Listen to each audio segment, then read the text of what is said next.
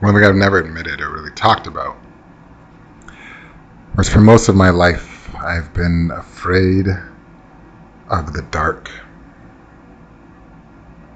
I'm always worried about something lurking behind the corner that's going to attack me or hurting myself. So for me to step here in pure darkness is facing a fear. Now the question is, I could have done one day, but my psycho self decided to do 5.5.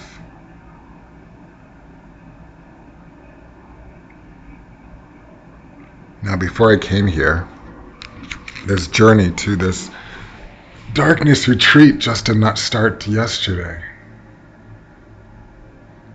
I realized that I needed a change in my life. A month ago, my fiance, she left me.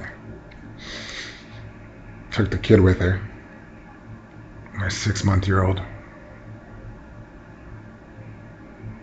And the vision which I had for myself has changed forever about how to move forward. And I realized to get the answer was not going to do therapy, was not going to be going online and asking questions.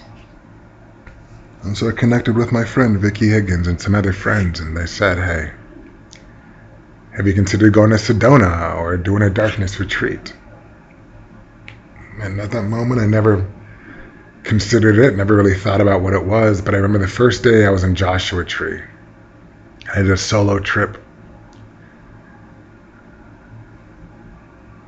And the first night I drove in and I was nervous to go in because the park, this national forest, this national park was desolate. Nobody was there, this large park.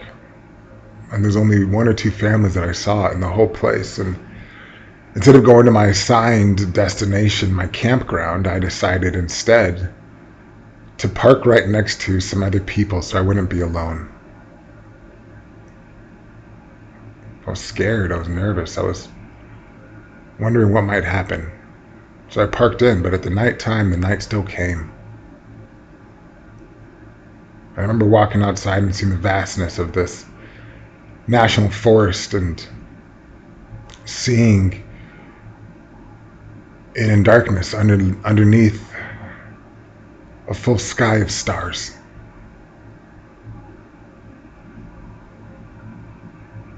When I was sitting there and I was looking, I could only see the shadows of the mountains and the trees, or I don't know, remember there was rocks, as a matter of fact, it was rocks that looked like mountains.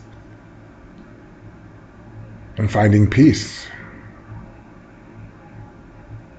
And then I leave the next day to go to Sedona. I was going to meet with 3 shamans, I was going to do some Reiki work, and meet with 3 shamans. And every single day, every single moment I was meeting with the shamans would take me to the same place. They didn't know each other, they didn't know the trip that I was going on here, but it was always like, you're gonna find answers in the darkness.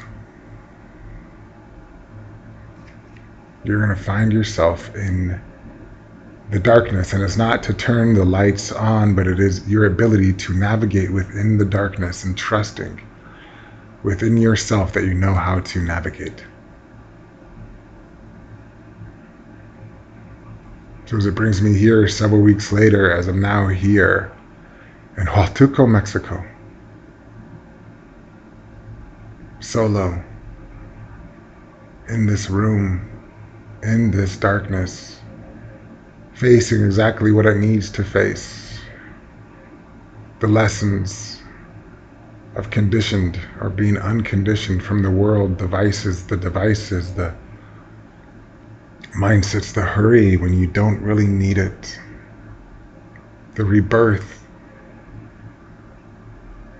to understand that you have the abilities, the senses, the skills already innate within you as you navigate through this world. There's no lack here.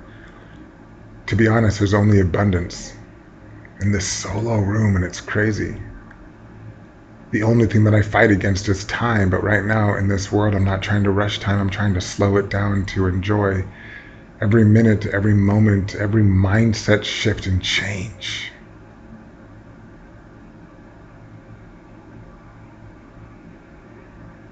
This is where I am.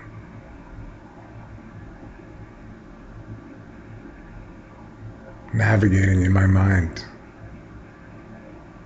on day 2 of this eternal day.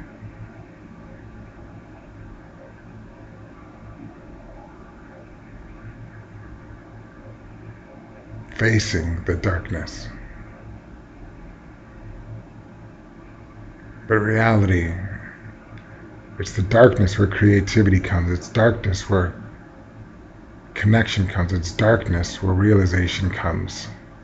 See, the light gives you the answer, helps you see it be more objective, but sometimes you don't need objective. You need